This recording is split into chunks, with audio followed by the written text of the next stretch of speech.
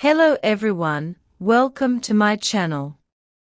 In this story, we'll improve our English by exploring the powerful and motivational life of Swami Vivekananda, a man who inspired the world to believe in themselves. His famous words, "Arise, awake, and stop not till the goal is reached," and continue to ignite passion in hearts and minds.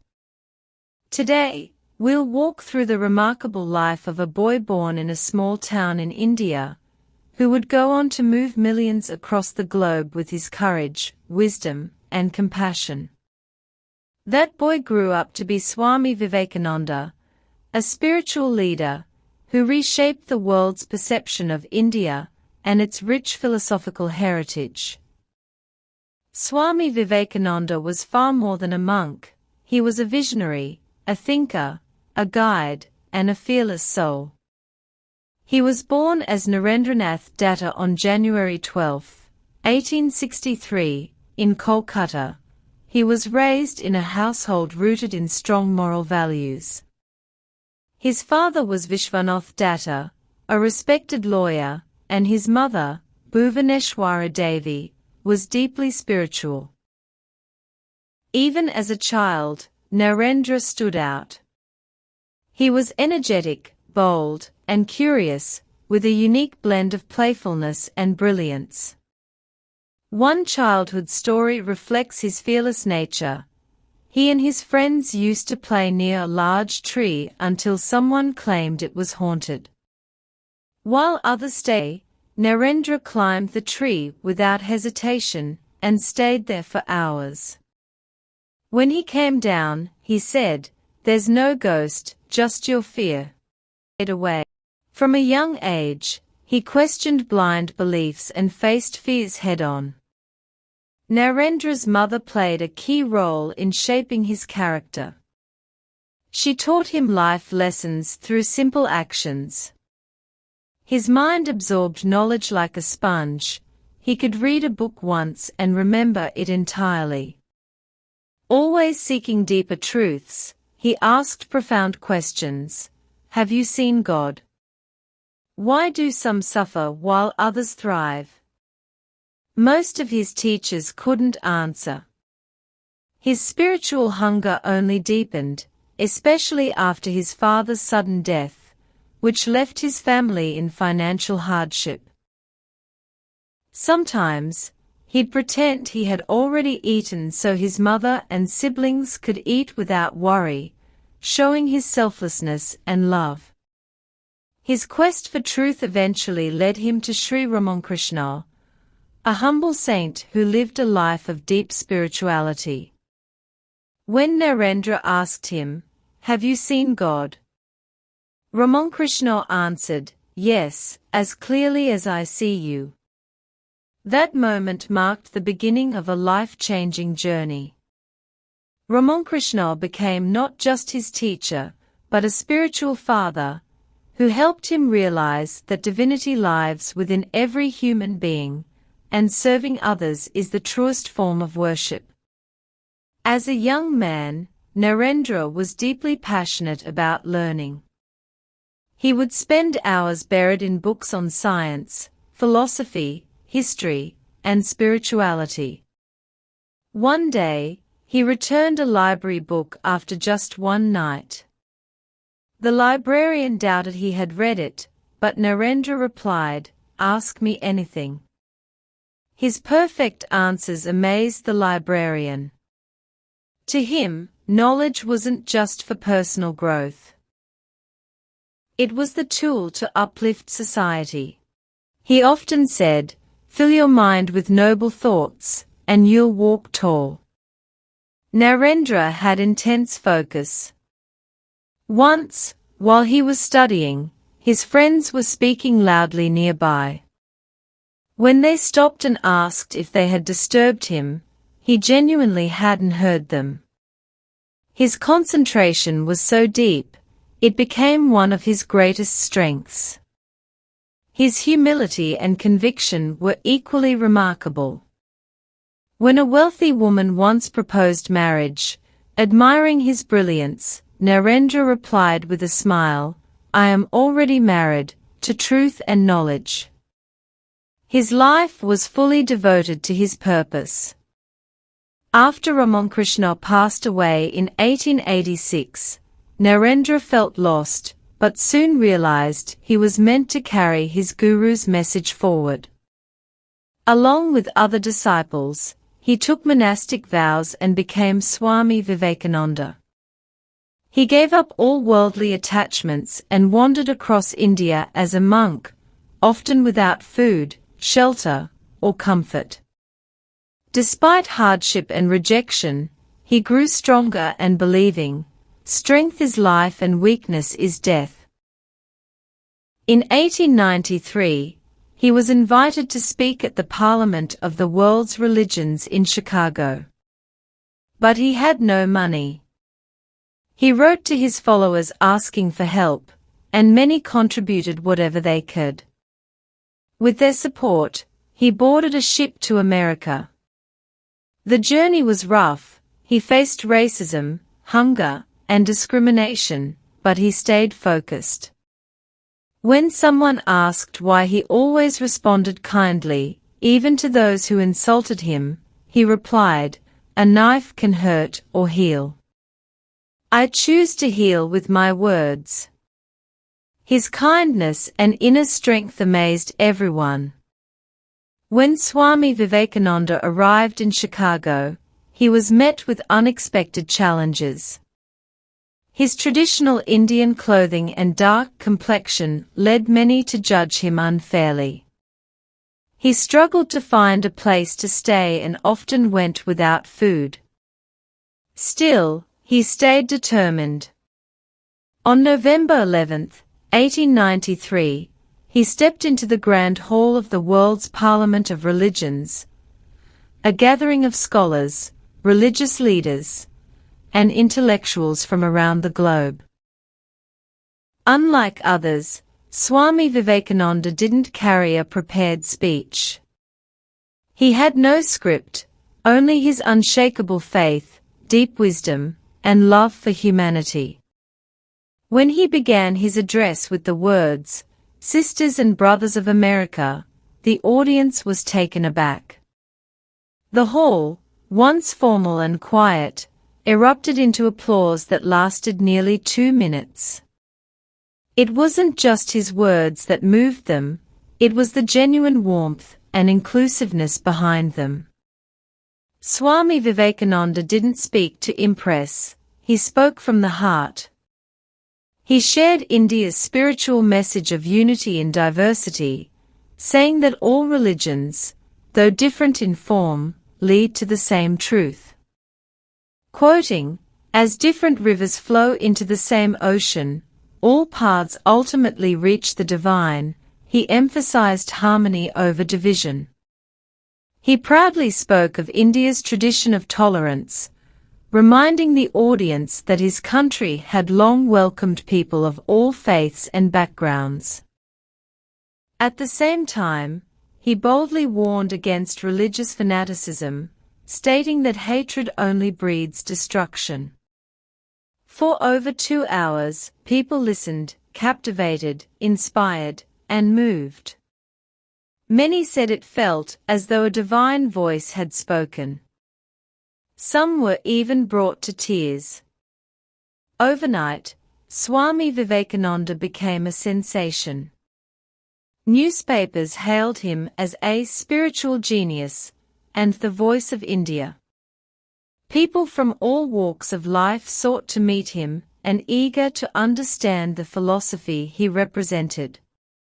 His calm presence, sharp intellect, and magnetic personality made a lasting impression.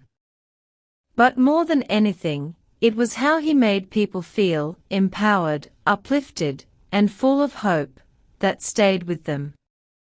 Before his speech, many Westerners viewed India through stereotypes, poverty, superstition, and snake charmers.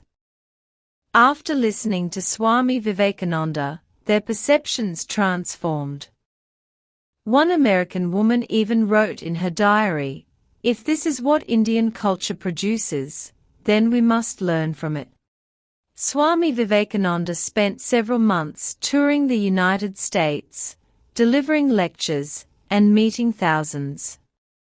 Wherever he went, large crowds gathered to hear his ideas. He spoke about building self-confidence, overcoming selfishness, and living a life of service. His teachings were simple yet profound. One of his most famous quotes was, "Take risks in life. If you win, you can lead. If you lose, you can guide." When someone asked how to live a meaningful life, he would often say, "Serve others." Love and service are the highest forms of worship. Despite his growing popularity, not everyone welcomed him. Some religious figures felt threatened and tried to discredit him with lies. But Swami Vivekananda never responded with anger. Instead, he said, "Criticism is the price of greatness. It only makes me stronger." One evening, after a long day of speaking, he saw a poor man shivering in the cold. Without hesitation, Swami Vivekananda removed his own shawl and gave it to him, saying, "You need this more than I do." That simple gesture showed his true greatness, not just in speech, but in action. He believed deeply in the power of youth.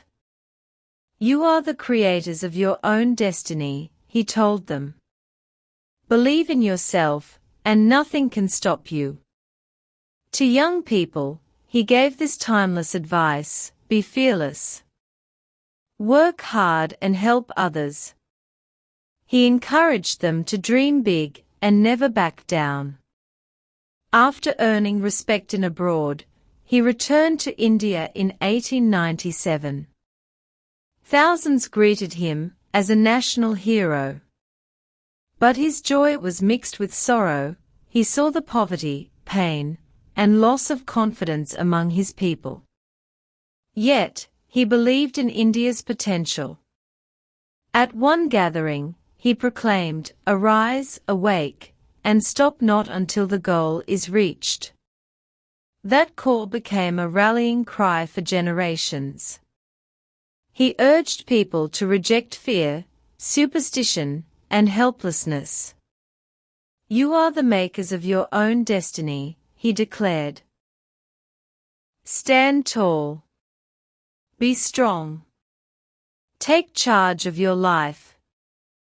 To him, education was the key to rebuilding India, not just formal schooling, but education that awakened the inner strength in each person. "Education is the manifestation of the perfection already in man," he said.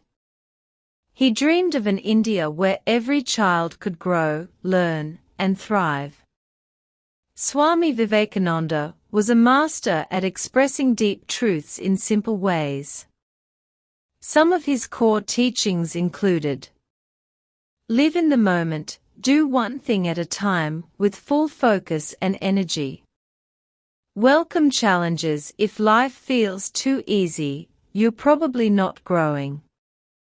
Be fearless. Strength gives life and weakness drains it. Never stop learning. Treat every day as a chance to grow. One day, during a talk in Kolkata, a young man asked how to achieve greatness. Swami Vivekananda responded, "Take up one idea. Make it your life. Think of it, dream of it, live it. Let every part of your being be full of that idea. Leave all other thoughts aside. That is the way to success." The young man followed this advice and went on to become a successful entrepreneur, crediting Swami Vivekananda for changing his life. Swami Vivekananda believed that true strength in life came not from rituals or outer appearances, but from inner spiritual growth. To him, spirituality wasn't about ceremonies or traditions, It was about love, selflessness, and service to others. He often reminded people, you must grow from within. No one can teach you your inner truth. Your soul is your greatest teacher. He lived this philosophy every day. During a devastating drought, he personally distributed food and water to starving villagers, working tirelessly without rest. When someone asked why he was doing it, he replied simply, to serve others is the highest form of worship. Many people were amazed by how much Swami Vivekananda accomplished in his short life. What was his secret? He once said, "The secret of life is to be fearless and free from distraction.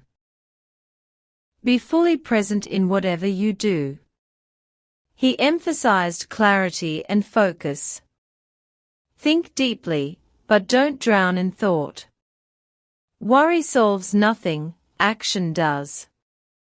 Work hard, and trust the outcome to follow. As he journeyed across India, his words awakened millions. Even when his health began to decline from exhaustion, he never stopped. He believed his mission, to uplift humanity, was far more important than his own comfort. To his disciples, he said, "It is not how long you live that matters, but the courage you bring to life. Even if I die tomorrow, my work will live on."